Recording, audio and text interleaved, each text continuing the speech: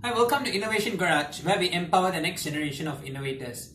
And right in front of me here, I have a simple science and electricity experiment. So let me ask you, I have this Arduino circuit where when I put the two wires together, I hear a sound. So this is a closed circuit. So is there any way where I can connect these two wires to form a closed loop without actually touching them together? So I prepared a few things that we can use. So let me try with table salt and I get no sound. Let me try with sugar and I also get no sound. Now let's see, what about plain water right here?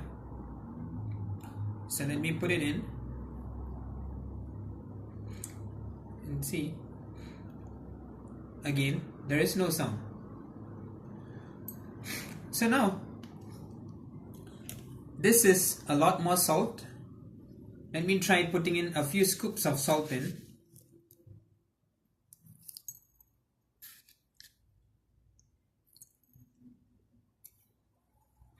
And giving it a nice stir.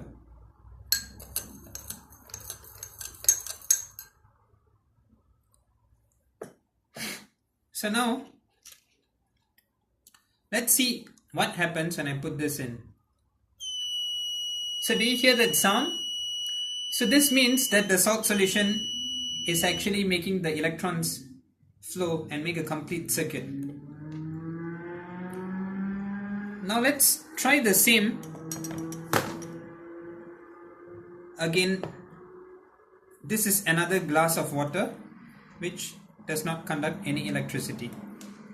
That is substantial enough for the buzzer to give a sound. Now let me put a few scoops of sugar. Alright, so in same, I'll give it a stir.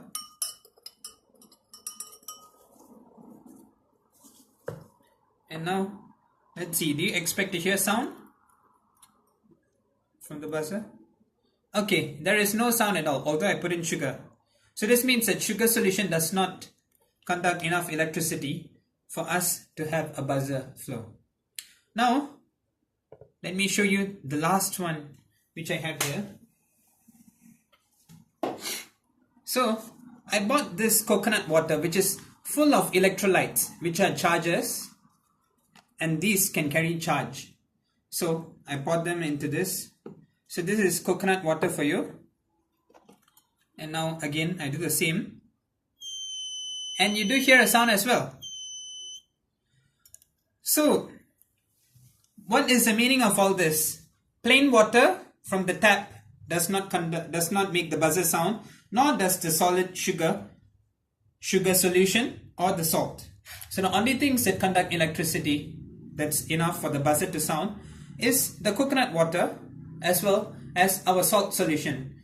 So what is the explanation for this? Let's see.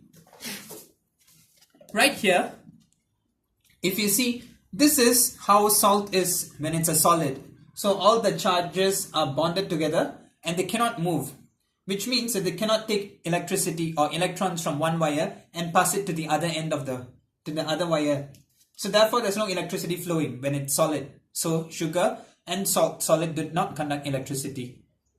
Now, when we move on to putting in the salt inside water, what we get is that the salt solution, the salt is able to break up from its structure and it's able to move around here. So meaning that the positive charges can come here, take the electrons and bring them to the other side. Electrons are negatively charged while the positive charges are positive. So they attract, they take the electrons and they bring them here. So therefore, there's a closed circuit and therefore the buzzer can sound and we hear the sound. Now it's not just salt that conducts. Of course, these electrolytes which you see in your coconut water is full of minerals. So therefore, these have charges as well which can conduct electricity and bring the electrons from one end to the other. Now sugar also does dissolve in water, but when sugar dissolves, you do not get charges that are positive or negatively charged like this. So therefore, they're called molecules. So therefore, you do not have the capacity to bring electrons from one end to the other. So in future you can give an experiment with fruits like lemon, because these contain citric acid and you're able to actually see the electrons. I mean, you're actually able to visualize the flow of electricity either using an LED like I have right here, or through audio means by the buzzer. So if you do want to have a visual effect of this as well, all you need to do is to switch these around. So therefore,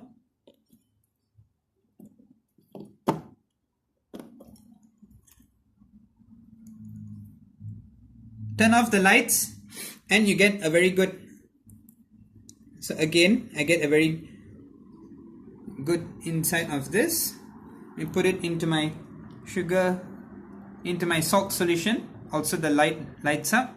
Put it into my sugar. It does light up, but not as much. And with that, we invite you to explore other types of fruits, other types of things that can actually conduct electricity, and pay a thought on putting your hand on the switch when your hands are full of water or sweat. Because the reason is that the plain water we get from the tap is not distilled or deionized. So it does have some of these salts and minerals which can conduct electricity, and so you're likely to get a shock if you put your wet hand on the switch. So with that, we thank you for your time.